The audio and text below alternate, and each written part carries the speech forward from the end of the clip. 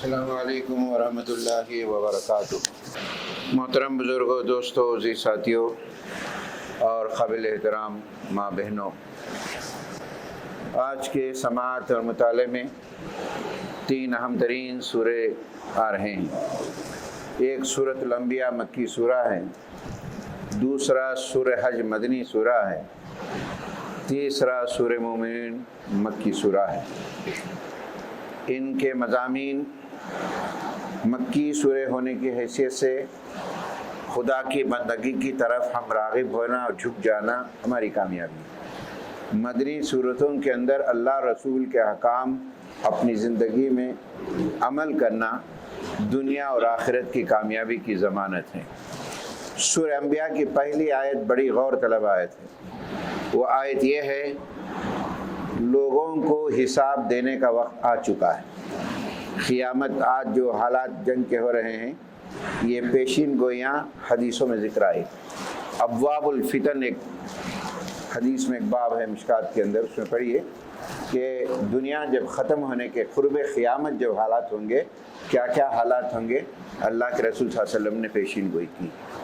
ان حالات میں قرآن ہم کو یہ دعوت فکر دیتا ہے کہ ان حالات میں پریشان نہیں، دین پر استقامت رہنا۔ ناسازگار حالات جب ہوتے ہیں، دنیا کے حالات جب بگڑتے ہیں، مسلمانوں سے کہا گیا ہے ناسازگار حالات ہی میں دین کی حفاظت کرنا ہے اور دین پہ جمے رہنا ہے۔ اسی کوشش، اسی ارادے کے ساتھ ہماری زندگیاں کھپ جائیں اور اللہ کے پاس جائیں تو ہماری کامیابی ہوگی۔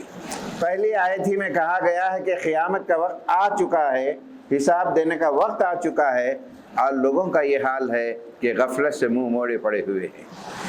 پیغمبروں کے تعلق سے لوگ من گھڑت باتیں کرتے ہیں اور انکار کرتے ہیں، اللہ تعالیٰ ان کو ہلاک کر دیا۔ اس کتاب کے احکام صاف ہونے کے باوجود، آسان ہونے کے باوجود لوگ سمجھنے کی کوشش نہیں کر رہے۔ پھر اس کے بعد اللہ نے دنیا کو ایک کھیل کے طور پر نہیں بلکہ ایک سنجیدہ نظام ہے، یہ اس طریقے سے چلاتا ہے، یہاں باطل چیز جم نہیں سکتی۔ یاد رکھیے، آج باطل طاقت کبھی بھی جم نہیں سکتی۔ باطل جب بھی سر اٹھاتا ہے، حق سے اس کا تصادم ہوتا ہے، کامیابی ہمیشہ حق کی ہی ہوتی ہے۔ پھر اس کے بعد کہا ہے زمین، آسمان، سورج، چاند، ستارے، پہاڑ، ذرا غور کرو انسانوں، یہ کس طریقے سے نظام چلا رہا ہے اللہ تعالیٰ۔ ہر جاندار کو موت کا مزہ چکھنا ہے۔ کوئی آدمی دنیا میں آیا ہے، کوئی بچ نہیں سکتا اور اس کو جانا ہے۔ اچھے برے حالات میں اللہ تعالیٰ انسان کو آزماتا ہے۔ جو لوگ خدا کی نصیحت سے منہ موڑ لیتے ہیں، عمل کرتے نہیں، جانتے نہیں ہے، ان پر اللہ کا عذاب آیا۔ سوچو، اگر اللہ کا عذاب آ جائے، کون سی طاقت ہے تمہیں عذاب سے بچا سکے؟ کون سی طاقت ہے اللہ کی عذاب سے بچا سکے؟ تمام چیزیں اللہ کے ہاتھ میں، جس کو چاہیں گھٹائیں اور جس کو چاہیں بنائیں۔ پھر اس کے بعد جو ہے کئی انبیاء کا تعارف کیا گیا، اور انبیاء کو علیہ السلام کو جو اللہ تعالیٰ نے طاقتیں، جو معجزات دیے ہیں، اور ان معجزات کے ساتھ انبیاء کو جو تکلیفیں ہوئی اس کا بھی ذکر آیا ہے بہت لمبے رکوعوں تک۔ حضرت ابراہیم علیہ السلام کی بات آئی، انہوں نے قوم کو دعوت پیش کی، لوگوں نے کیا کیا، جلا وطن کیا۔ ان تمام حالات سے گزرنے کے بعد ابراہیم اپنے دین پہ سچے رہے۔ حضرت سلیمان علیہ السلام کو اللہ تعالیٰ نے صحیح قوت فیصلہ دینے کا اختیار دیا۔ حضرت داؤد علیہ السلام کو پہاڑوں اور پرندوں کو ان کے کنٹرول میں رکھا تھا، اور یہاں تک کہ جو ہے لوہا جو ہے پکڑتے تھے، انڈسٹریل جو ایریا ہے اس زمانے کے جو ہے ماہر تھے، وہ لوہا ایسا پکڑتے تو نرم ہو جاتا تھا۔ یہ جو ہے نا حضرت داؤد علیہ السلام کو، اور اللہ تعالیٰ نے داؤد علیہ السلام کو ایک اور بات دی تھی کہ بڑی خوش آواز سے قرآن اپنی کتاب پڑھتے تھے، پڑھتے تو پرندہ رک جاتا تھا، پانی بہتے رک جاتا تھا، اتنی خوبصورت آواز اللہ تعالیٰ نے دی تھی۔ حضرت ایوب علیہ السلام کے تعلق سے جانتے ہیں کہ ایک بڑی بیماری اللہ تعالیٰ نے دے دی ہے۔ بیماریوں کو آنے کے بعد لوگ سوچتے کہ ہم نیک لوگوں کو نہیں آتے۔ جتنا آدمی نیک رہے گا، خدا ترس رہے گا، صالح رہے گا، اتنی ہی اس کے اوپر سخت آزمائشیں ہوں گی تاکہ وہ صبر سے کر۔ حضرت ایوب علیہ السلام کو ایسی بیماری آ گئی کہ جو ہے جسم میں کیڑے رینگتے تھے، یہاں تک کہ کوئی کیڑا گر جاتا پھر اس کو جسم میں اٹھا کے رکھ لیتے اور کہتے اللہ نے میرے جسم کو تیرا رزق بنایا، اور صبر سے لیتے تھے، اللہ سے دعا کرتے تھے اللہ مجھے تکلیف پہنچی ہے، تیرے علاوہ کوئی ہماری تکلیف کو دور نہیں کرتا۔ وہ دعا کو یاد رکھیے۔ حضرت اسماعیل علیہ السلام حضرت ادریس علیہ السلام کو صبر کرنے والا بنا۔ حضرت یونس علیہ السلام کو اللہ نے مچھلی کے تاریکیوں، 3 تاریکیوں میں، رات کی تاریکی، سمندر کی تاریکی، مچھلی کے پیٹ کی تاریکی، ان تاریکیوں کے اندر 40 دن تک رکھا، پھر باہر آئے، لا الہ الا اللہ کی تسبیح پڑھتے رہے، پھر اللہ تعالیٰ نے ان کو باہر نکالا۔ حضرت زکریہ علیہ السلام کو بوڑھے ہو چکے تھے، اللہ سے دعا مانگی، اللہ نے ان کو لڑکا دیا۔ حضرت مریم کو باعزت بنایا۔ مشرکین قیامت کے دن کہے گے، جو لوگ دنیا میں غفلت کی زندگی گزارتے ہیں وہ قیامت کے دن کہے گے ہائے کم بختی، ہم اس چیز کی طرف غفلت برتتے تھے جو آج ہمارے سامنے نظر آ رہی ہے۔ نبی کو اللہ نے تمام دنیا والوں کے رحمت بنا کر بھیجا۔ اے لوگوں ہوشیار ہو جاؤ، چوکنے ہو جاؤ، یہ خدا کے اللہ کے پیغام کو سمجھو اور ہدایت کی طرف آؤ۔ اللہ تعالیٰ ہدایت دینے والا ہے، اسی کے آگے جھک جاؤ، اسی کی نماز پڑھو اور اسی سے اپنی دعائیں مانگو۔ اللہ تعالیٰ یقیناً دعاؤں کو قبول کرنے والا ہے۔ اللہ ہماری ساری دعاؤں کو قبول فرمائے۔ بسم اللہ الرحمن الرحیم۔ سورہ حج کی تلاوت کی جا رہی ہے۔ عزیز دوستو، ساتھیوں، میری ماں بہنوں، رمضان کا مہینہ ہے، دوسرا دہا بھی چل رہا ہے۔ ہر نماز کے بعد، قرآن کی تلاوت کے بعد، افطار کے اوقات میں خاص کر اللہ سے دعا کریں یہ جو جنگ چل رہی ہے اللہ اپنے فضل سے جلد رکا دے۔ یہ ایسے خطرناک موڑ اختیار کر لی ہے کہ ساری دنیا کو معاشی بحران کی طرف لے جا سکتی ہے، اور ان لوگوں کے حالات کیا ہوں گے جو نفسیات کے آوازوں کے شکار ہو چکے ہیں۔ بچے میزائلوں کی آواز سے ان کے ذہنوں پہ بڑا عجیب حالات ہوئے ہیں۔ ہمارا یہ فرض ہے، ہم انسان ہونے کے ناطے ہم دعا کریں اللہ سے، اے اللہ تو اپنا فضل فرما، جلد سے جلد جنگ حاجت۔ معاشی بحران جو ہوتا ہے بڑا خطرناک ہوتا ہے کسی ملک کے لیے، وہ لپیٹ میں آئے تو بڑی مشکل ہے۔ ہم اللہ سے دعا تو کر سکتے ہیں ان دنوں کے اندر، قرآن کی تلاوت کے بعد، نمازوں کے بعد۔ یہ تو انسان کی بنائی ہوئی ایک چیز ہے، میزائل، اس کا ساؤنڈ، اس کی آواز سب ہوتی ہے۔ اللہ تعالیٰ جب دنیا کو ختم کرنا چاہتا ہے تو اللہ تعالیٰ ایک نظام رکھتا ہے، اس کا کیا حال ہوگا اندازہ سوچیے۔ سورہ حج کی ابتدائی آیتوں میں زمین پر زلزلے کی جو کیفیت ہوں گی اس کا ایک منظر کھینچا ہے اللہ نے۔ ذرا سوچیے آپ، وہ منظر ایسا کھینچا ہے، قیامت کا زلزلہ بڑی خطرناک چیز، زمین ہلائی جائے گی۔ قیامت کا زلزلہ بڑی خطرناک چیز ہے۔ کیفیت کیا ہوگی؟ دودھ پلانے والی ماں اپنے بچے کو چھوڑ دے گی۔ بچہ کتنا قریب ہوتا ہے دودھ پیتے وقت سینے کے قریب، لیکن اس ہیبت میں بچہ کو چھوڑ دے گی اور وہ غافل ہو جائے گی۔ حاملہ عورتوں کا حمل گر جائے گا، قرآن کے الفاظ ہے، اور تمام لوگ زلزلے کے بعد مدہوش پڑے ہوئے ہوں گے۔ قرآن کہتا ہے یہ مدہوش نہیں ہے، یہ اللہ کے عذاب کے شکار ہو چکے، یہ اللہ کے عذاب کے شکار ہو گئے۔ اے انسانوں، ذرا غور کرو، انسان کی پیدائش کے مراحل کا ذکر کیا گیا ہے۔ ماں کے پیٹوں کے اندر بچوں کی نشو نما، پھر بچپن، جوانی، بوڑھاپا، یہ سب اللہ تعالیٰ ایک تدبیر سے چلاتا ہے۔ ایک بوڑھا آدمی اپنی ساری صلاحیتوں سے جوان نہیں ہو سکتا، جوان ہے تو بچپن نہیں ہو سکتا۔ ماں کے پیٹ کے اندر اس کی نشو نما، اس کی غذا، اس کے حرکات و سکنات سوائے اللہ کے کوئی نہیں جان سکتے۔ ذرا سا غور کرو انسانوں، اس کائنات کا ذرہ ذرہ ایک قانون میں جکڑا ہوا ہے، یہ ایک ہی خدا کا کار فرمان ہے۔ ایمان لانے والے اور برے لوگوں کا انجام کا ذکر آیا ہے۔ حضرت ابراہیم علیہ السلام خانہ کعبہ بنائے، باپ اور بیٹے مل کے اسماعیل علیہ السلام نے ایک ایک اینٹ اٹھائی، پڑھتے ہوئے ربنا تقبل منا پڑھتے ہوئے بنا دی۔ بنانے کے بعد اللہ نے ابراہیم سے کہا، اے ابراہیم، خانہ کعبہ کعبہ کے چھت پہ کھڑے ہو جاؤ، اب آواز دو، ہم پوری دنیا سے لوگوں کو یہاں جمع کریں۔ حضرت ابراہیم نے اللہ سے کہا، اے اللہ میں بہت بوڑھا ہو چکا ہوں، کمزور ہو چکا ہوں، میری آواز کہاں مکے کی گلیوں تک نہیں جائیں گی؟ اللہ نے کہا، ابراہیم آواز دینا تمہارا کام ہے، آواز کا پہنچانا میرا کام ہے۔ تو ساری دنیا سے لوگ جو ہے نا حج کے لیے جاتے ہیں۔ پھر اس کے بعد حج میں اعلان کر دیا گیا ہے، حج عام کے لوگوں کے لیے ہے۔ پھر خدا کی طرف سے ان لوگوں کو خوشخبری ہے۔ نمبر 1، عاجزی کی روش اختیار کرتے ہیں، غرور گھمنڈ نہیں ہوتا ہے۔ نمبر 2، خدا کے ذکر کرتے وقت ان کے دل کانپ اٹھتے ہیں۔ عذابوں کے تذکرے آتے ہیں، ہم نہیں جانتے ہیں اس کے معنی مطلب کو نہیں جانتے ہیں، تو اگر معنی مطلب کو جانے تو کیفیت پیدا ہوتی، ان کے دل دھڑکنے لگتے۔ نمبر 3، مصیبتیں آتے ہیں تو صبر کرتے ہیں، نماز قائم کرتے ہیں، اللہ کا دیا ہوا مال اللہ کے راستے میں اللہ کی رضا کے لیے خرچ کرتے ہیں۔ اللہ کی رضا کے لیے خرچ کرنے کا بار بار ذکر آتا ہے۔ انسان میرا مال میرا مال میرا مال کہتا ہے، حدیث میں آتا ہے، نبی کریم صلی اللہ علیہ وسلم نے فرمایا، میرا مال کہتا ہے اس کا مال اتنا ہے جتنا کھایا پیا، اور اس کا مال اتنا ہی ہے جتنا آخرت کے لیے بھیج دیا۔ بقیہ مال جھگڑے اور فساد میں اس کے لیے وبال جان بن سکتا ہے۔ اللہ تعالیٰ سے دعا ہے اللہ تعالیٰ ان باتوں کو سمجھ کر ہمیں عمل کرنے کی توفیق نصیب فرمائے۔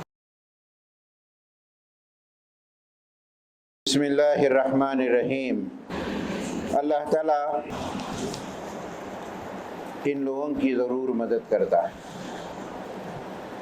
حضرات، قرآن مجید جو ہے انسان کو غفلتوں سے بیدار کرتا ہے، سستی اور لاپرواہی کی زندگی سے نکالنا چاہتا ہے۔ دنیا کے حالات کا تذکرہ کر کے قرآن جو ہے انسانوں کے دلوں کی دھڑکن جو ہوتی ہے، ان دھڑکن کو بڑھا کر غور و فکر کرنے پہ مجبور ہوتا ہے۔ انسان سوچنا چاہیے۔ آج ہم اللہ سے اپنی دعا، اپنے نمازوں میں دعا میں ضرور سب کرنا چاہیے۔ ہمارے بہت سارے رشتہ دار بیرون ملک میں ہیں، خاص کر جو ہے UAE اور سعودی وغیرہ میں ہیں، کوئی بچے ہیں، ماں باپ یہاں ہیں، اور ان حالات میں ان کے لیے دعا کرنا چاہیے۔ اندازہ لگائے کہ جو پیوار ہوئی، ایران کے ایک اسکول میں میزائل گرا، ایلیمنٹری اسکول کے 100 سے 150 بچے چلے گئے۔ کیا گزرتی ہوں گی ان معصوم بچوں کے بعد ان کے ماں باپ کے اوپر، اندازہ لگائیے۔ ہم دعا کریں اللہ اپنے فضل سے ہمارے رشتہ داروں کو اور متعلقین کو، ہمارے بچوں کو جو بھی باہر ہیں، ان کی حفاظت فرمائے، ان کی جانوں کی حفاظت فرمائے، مالوں کی حفاظت فرمائے، سارے انسانوں کی حفاظت فرمائے۔ یہ حالات میں دعائیں کرنا چاہیے، اللہ سے رجوع ہونا چاہیے، اللہ اپنا فضل ضرور فرمائے گا۔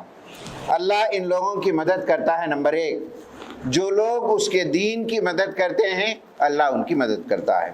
ملک میں اگر اختیار دیا جائے، وہ خدا کے قانون کی پابندی کرتے ہیں، نماز قائم کرتے ہیں، زکوٰۃ دیتے ہیں، اچھائیوں کا حکم دیتے ہیں اور برائیوں سے روکتے ہیں۔ قرآن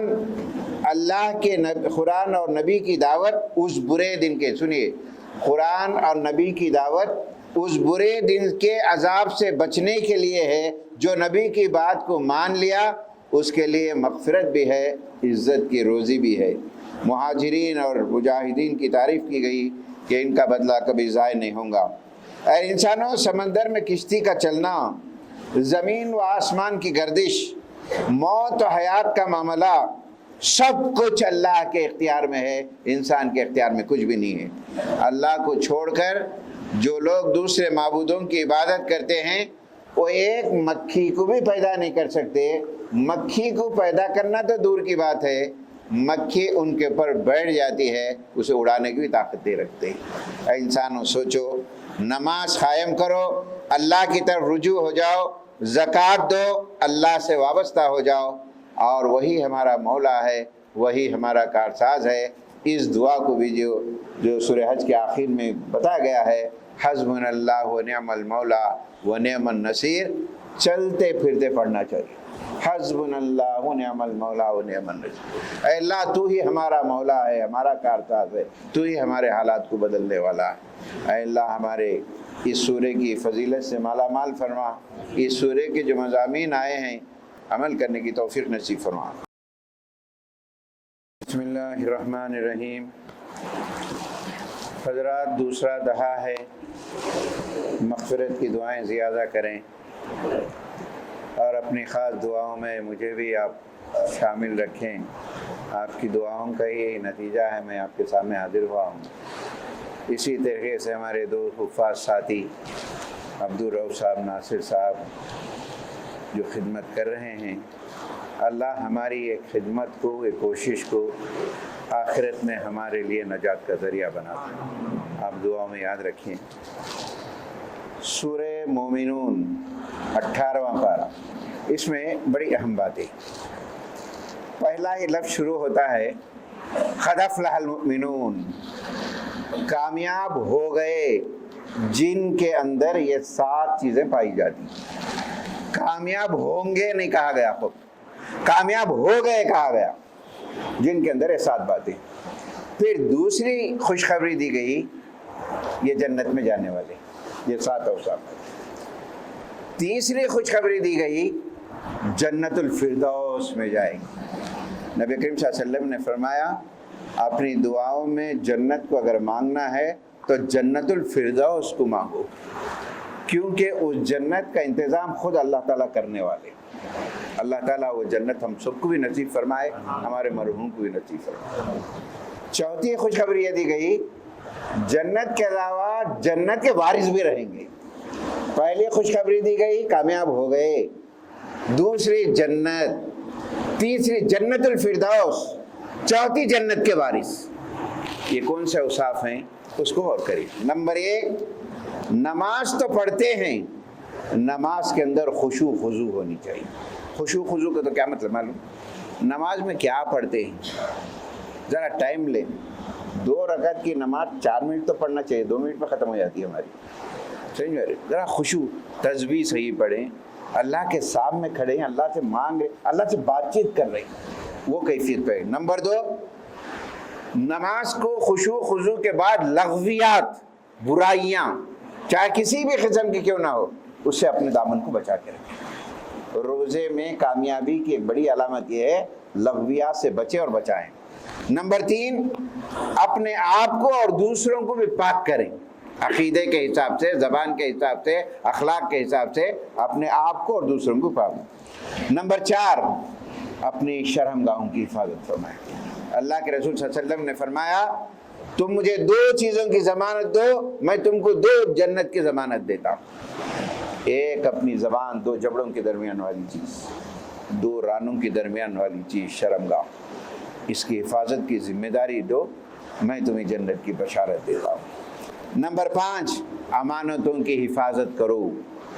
کسی کی راز کی بات ہے، امانت ہے، قرآن ایک امانت ہے ہمارے لیے، اس کی حفاظت کرو. نمبر 6، عہد و پیمان کا لحاظ کرو. کسی سے وعدہ کرے ہیں، کسی سے بات کرے ہیں لین دین کا، اس کو پان کرو. نمبر 7، وہاں آیا نماز میں خشوع خضوع، یہاں آیا نماز کی حفاظت کرو، تمہاری نماز ضائع نہیں ہونی چاہیے. نماز، یہ 7 اوصاف جن کے اندر پائے جاتے ہیں، ان کے تعلق سے اللہ نے کہا یہ کامیاب ہو گئے، ہوں گے نہیں کہا گیا، ہوں گے کامیاب، یہ جنت میں جائیں گے، جنت الفردوس میں جائیں گے، جنت کے بھی وارث بنائیں گے.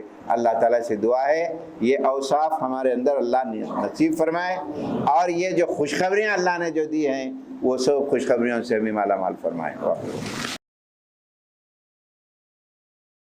بسم اللہ الرحمن الرحیم. سورہ مومنین کے آخری رکوع کا خلاصہ ہے. کل انشاءاللہ تعالیٰ سورہ نور، سورہ فرقان، سورہ شعراء اہم ترین سورے ہیں، کل اس کا خلاصہ ہوگا. ابھی آپ نے جنت الفردوس میں جانے کے جو اوصاف بیان کیے گئے 7 اوصاف، پھر اس کے بعد جو ہے 4تھے رکوع میں 18 پارے کی ان اوصاف کو حاصل کرنے کے لیے کچھ طریقے بتائے گئے، کچھ اوصاف بتائیں گے، یعنی ان کی کیفیت کیسی ہوتی ہے. بھلائیوں کو حاصل کرنے والوں کے 6 اوصاف ہیں نیکیوں میں ان کو ترغیب دینا، انکریج کرنا۔ یہ نمبر 1، پاکیزہ اور حلال طریقے سے کمائی ہوئی روزی کھاتے ہیں۔ حلال رزق تھوڑا ہوتا ہے لیکن خیر و برکت ہوتی ہے، اور ناجائز جو بہت ہوتا ہے خیر و برکت نہیں۔ اللہ کے رسول صلی اللہ علیہ وسلم نے فرمایا انسان جب مرتا ہے اس کے جسم سے پہلا جو حصہ جو سڑنے لگتا ہے، خراب ہونے لگتا ہے، اس کا پیٹ۔ نبی کریم صلی اللہ علیہ وسلم نے فرمایا اپنے پیٹ کو حلال رزق سے بھریا کرو۔ اللہ سے دعا ہے کہ اللہ تعالی ہمیں عقل حلال پاکیزہ رزق عطا فرمائے۔ دوسری صفت یہ ہے کہ نیک کام کرتے ہیں۔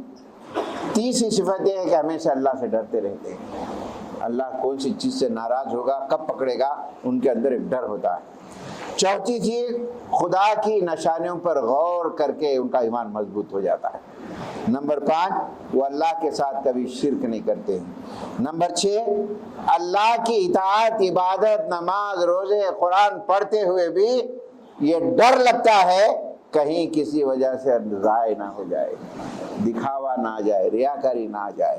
یہ اوصاف قیامت کے دن اللہ تعالیٰ انسان کو کئی نعمتیں دیا، بہت ساری نعمتیں، لیکن خاص طریقے سے 3 نعمتوں کے تعلق سے اللہ تعالیٰ پوچھے گا، آنکھ، کان اور دل۔ یہ نعمتیں اگر کوئی چھین لے کوئی اس کی تلافی نہیں کر سکتا۔ اور پھر ایک آدمی کا ذکر آیا ہے، ایک نیک آدمی بدکار معاشرے میں رہنے خوف کھاتا ہے، ڈرتا ہے، کیونکہ برائی کرنے والوں کی وجہ سے اللہ کا عذاب آئے گا، میں بھی اس میں پھر جاؤں گا۔ آخر میں ایک بڑی پیاری دعا سکھائی گئی ہے، رب اغفر وارحم وانت خیر الراحمین۔ اے پروردگار تو آج ہم سب کی بھی مغفرت فرما دے۔ یہ دہا مغفرت کا ہے، گناہوں سے معافی کا ہے، اللہ کی رحمت کے حصول کا ہے۔ اللہ تعالیٰ اس دہا میں ہمارے گناہوں کو معاف فرمائے اور اس کی رحمت سے مالا مال فرمائے، ہر قسم کی بیماریوں سے ہم سب کو بھی محفوظ فرمائے، زمین و آسمان کی آفتوں سے ہم سب کو بچائے۔ اے پروردگار ہماری روزی میں برکت عطا فرما، ہمارے کمائیوں میں برکت عطا فرما۔ اے اللہ ہمارے مشکلات کو دور فرما دے۔ اے اللہ ہر مشکل ہمارے لیے مشکل ہے، تیری ذات کے لیے کوئی کام مشکل نہیں ہے، ہمارے ہر کام کو تو آسان فرما دے۔ اے پروردگار ہم دور دراز سے تیرے کلام کو سنتے ہوئے وہ جنت کے حصول کے لیے جس کا تو نے ابھی وعدہ کیا ہے وہی تڑپ کے ساتھ یہاں عبادت کر رہے ہیں۔ ہمارے ہر قدم کے بدلے ہمارے گناہوں کو معاف فرما، ہر قدم کے بدلے ہمارے مرتبات کو تیرے پاس اونچے فرما دے۔ اے اللہ ہمیں توفیق عمل نصیب فرما۔ اے اللہ جو کچھ تو دیا ہے اس میں برکتوں کا نزول فرما دے، ہمیں ہر قسم سے صحت سے فرما۔ ہمارے جو متعلقین مر گئے ہیں، انتقال ہو چکے ہیں، اے اللہ ان سب کی مغفرت فرما، ہماری اس دعا کو قبول فرما۔ یہ سورہ ہمارے لیے قیامت کے دن سفارش کا ذریعہ بنا، ان کی سفارش ہمارے حق میں قبول فرما۔ آمین وآخر الحمدللہ۔